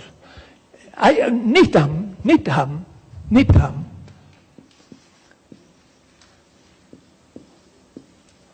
Tiene 9 tomos sobre la historia de la tecnología en China. Y yo le he podido consultar en la Universidad de Duke. Fenomenal. No se imaginan ustedes, desde el siglo IV los chinos tienen inventos a todos los niveles. Europa estaba en la barbarie feudal y ellos estaban descubriendo cosas increíbles. En el segundo siglo descubren el acero, porque se le mezcla hierro con carbón y sale el acero. Los europeos instalaron en Sheffield, Inglaterra, en el siglo XIX, la primera gran fábrica de acero. ¿Y quiénes instalaron? Técnicos chinos. Y nadie lo dice. Y el profesor Hobson, profesor en Sheffield, bisnieto del Hobson, sobre el imperialismo que Lenin comenta, dice, los chinos instalaron en nuestra ciudad la primer fábrica de acero en Inglaterra. Y muestra Hobson que la máquina de hilar, hasta la máquina de Watts, y todas las máquinas del campo de la Revolución Industrial Inglesa tienen origen chino. Y muchos siglos antes, ellos sacaban el agua a 2000 metros de profundidad de las minas por un sistema que después fue la máquina de Watt, que es la máquina a vapor. Entonces no nos imaginamos cantidad de cosas. Bueno, estaba hablando de altermodernidad, de la transmodernidad. Entonces, la transmodernidad primero es tomar conciencia de sí mismo y del valor de sí. Luego, trabajar nuestro pasado y desde él ahora proyectarnos al futuro. Cada cultura, desde su historia, en diálogo con la modernidad. Sí, la modernidad también tuvo enormes descubrimientos propios, inspirados en otras culturas, pero útiles. Lo único que no voy a dejar que se me impongan, sino yo voy a utilizar los que a mí me convienen. Y entonces el ideal no es una cultura universal en el siglo XXII, sino lo que llamamos un pluriverso.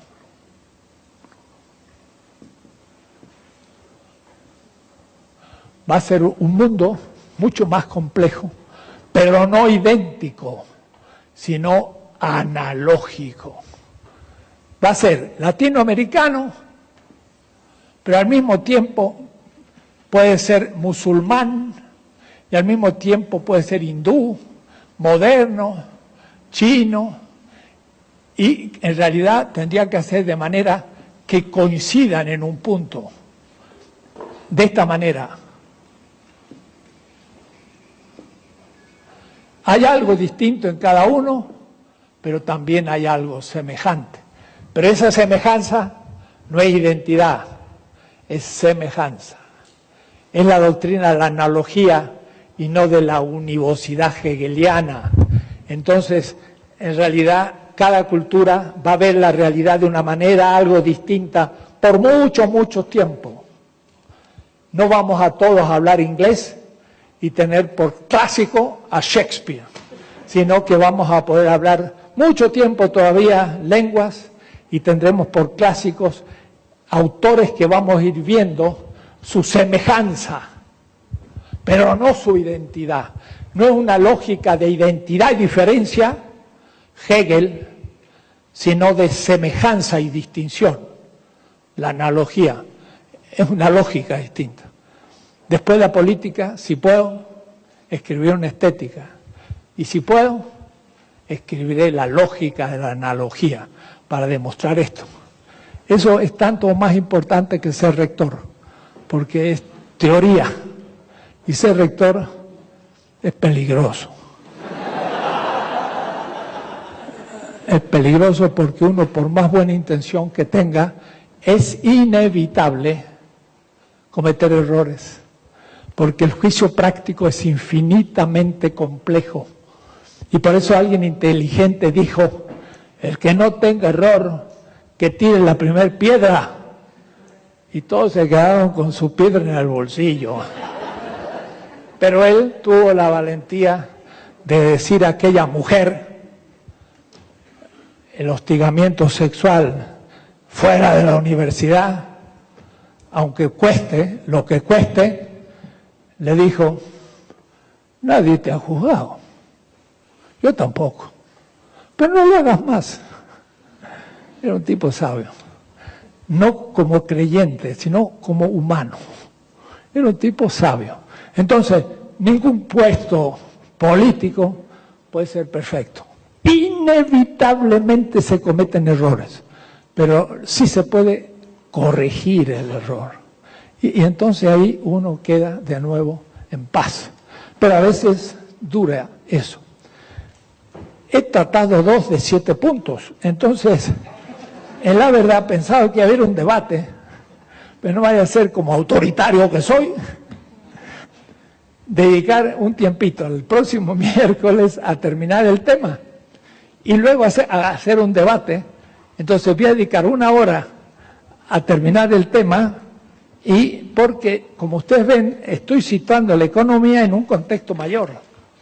El contexto mayor es lo siguiente: la humanidad va a una etapa de la historia mundial distinta a la modernidad.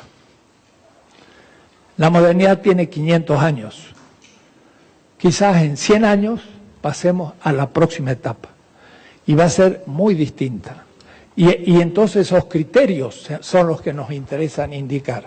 Me falta cómo ir más allá del capitalismo, cómo ir más allá del socialismo real, la articulación de la empresa, el mercado y la regulación, la función de la democracia, la expulsión del trabajo de la empresa, el reino de la libertad y la descolonización epistemológica. 10 puntos.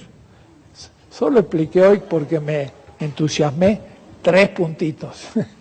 Pero creí que valía porque estamos ya colocando la economía en un contexto mayor que nos ilumina para la política, para todos los temas, porque todos están dentro de ese horizonte.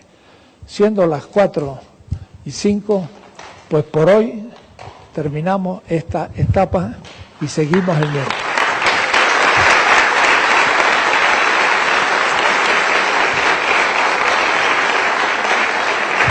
Me adelanté 40 años.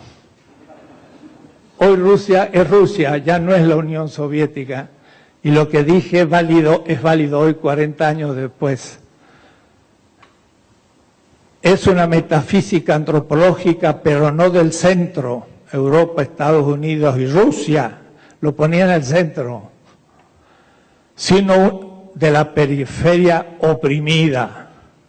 Es una filosofía que comienza su tarea en el mismo nivel filosófico para destruir la filosofía vigente del centro y permitir así la aparición de una brecha por la que el pensar latinoamericano pueda acceder a nuestra realidad ocultada por la dominación cultural. Es Latinoamérica, pero es válida universalmente. No es latinoamericana, sino filosófica. En el comienzo se piensa la eticidad del proyecto de liberación, etcétera, etcétera. Bueno, acaba de salir el siglo XXI, la pueden tener ustedes, segunda edición de mi obra primera, importante, y entonces sería bueno compararla con la actual, las 16 tesis de economía política, y ustedes van a ver la continuidad en estos 40 años, ahora ya hecho realidad un poco por la fuerza del pensamiento. Entonces, lo acaba de publicar Siglo XXI, los 2 primeros tomitos, para una ética de la liberación latinoamericana, 1973. Pero empezó en el 70, justo después del 68. Era una filosofía del 68, lo que significa el 68 para México, pero también para París, y también para toda América Latina. Entonces fue una filosofía nueva que irrumpe. Se la recomiendo porque es un testamento, pero sáquenle punta, porque como era un joven filósofo, quería demostrar a los colegas que sabía filosofía. Entonces, pobre lector, porque trae una cantidad de citas y alemanadas y inglés aquí, mostrándoles a ustedes el libro. Dice, qué notable, doctor, cómo usted ya pensaba exactamente lo que piensa hoy. Y era al comienzo de la intuición propia, era propia, ya no era estar leyendo autores y haciendo comentarios y decir que dice Hegel, Heidegger, y ni siquiera Marx. Era un pensamiento propio. Y entonces, en la trastapa, mire lo que dice. Piensa en un autor de 36 años, hace casi 40 o más. En la trastapa escribe algo casi indecente. era ya lo que yo pensaba hasta hoy. Ya hay una coherencia así ya completa en estos últimos años. Mire lo que dice. Era para una ética de la liberación latinoamericana. No era una ética latinoamericana, era para. Y no era universal, era la latinoamericana nada más. Empezamos por América Latina. En la parte de atrás, en los editores sí corregir una línea, han puesto la misma que estaba en la primera edición en 1973. Hace muchos años, 1973. Y dice así, uno lo lee y dice, oye, oye, oye. Una ética para un tiempo en que la legalidad es la inmoralidad promulgada. Está fuerte.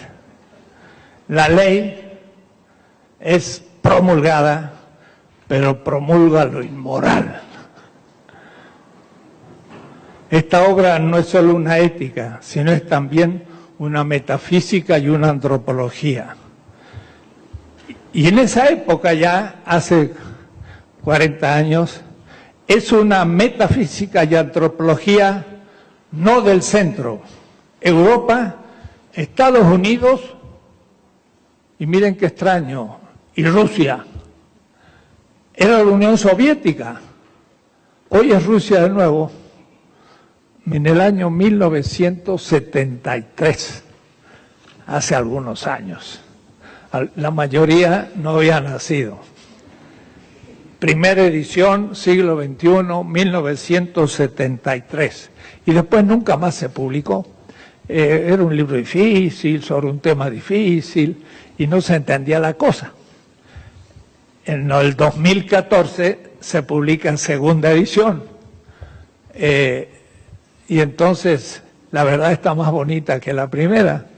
La primera estaba bonita, sobre todo que era mi primera obra en siglo XXI. Yo tenía 36 años, no digo plena juventud, pero juventud teórica. Y ahora al releerlo, digo, hacha, qué difícil que era este profesor joven. Está complicado, ¿eh? Para leerlo hay que tener muchas cosas detrás. Eran mis apuntes de clase en un semestre. Escribí 5 tomos, 5 semestres de mi curso de ética. Y al leerlo, al mismo tiempo que digo, qué difícil era este, mirándolo como otro, digo, pues, era trabajador el muchacho. Porque tiene cada nota más complicada, en todas las lenguas habido y por haber, porque era un joven que proponía algo muy distinto y tenía que probar que eso era filosofía y no anecdótico, como se decía. Bueno, durante 20 años se siguió pensando que era anecdótico. No sé si ahora, después de 40 años, ya empezó a dejar de ser anecdótico. Además, hay unas 3 o 4 páginas sobre Marx. Y era cuando todavía había leído Marx como otra gente. Y el Marx habitual, el estándar, digo yo. Entonces, criticaba un Marx estándar. Después va a venir el trabajar como un obsesionado Marx. Entonces, las 4 o 5 páginas que tengo aquí sobre Marx, es bueno que no se hayan corregido. Y ustedes dirán, oh, mire este filósofo que hace una crítica.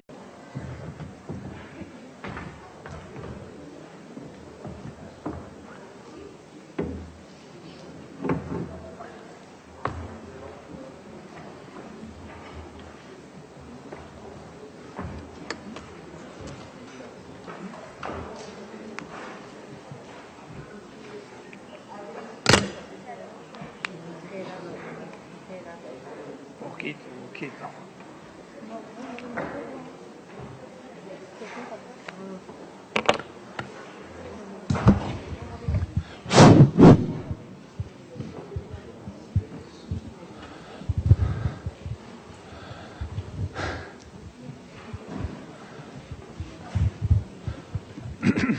Muy bien, esta en realidad no va a ser la última, va a ser la penúltima, porque había sido pensado, según está en el programa, que terminaba el 28, porque hoy yo tenía que haber estado en Londres en un debate con Zizek, este filósofo esloveno inglés, en el Birkbeck College, pero decidí no ir, así que me quedé aquí y con esto gané una clase. Entonces la próxima voy a proponer a algunos colegas de los que han asistido, ya hablé a 2 y puede haber otro, y podríamos formar una mesa y discutir un poco el curso. Ustedes dirán, ha sido muy autoritario, ha habido poco debate, no ha sido un seminario, ha sido una cátedra sin réplica. Entonces, al menos en la última clase, discutir un poco el tema. Entonces, el próximo 28 miércoles nos reunimos de nuevo, si les parece. Y al mismo tiempo, yo quería anunciar algo un poco simbólico.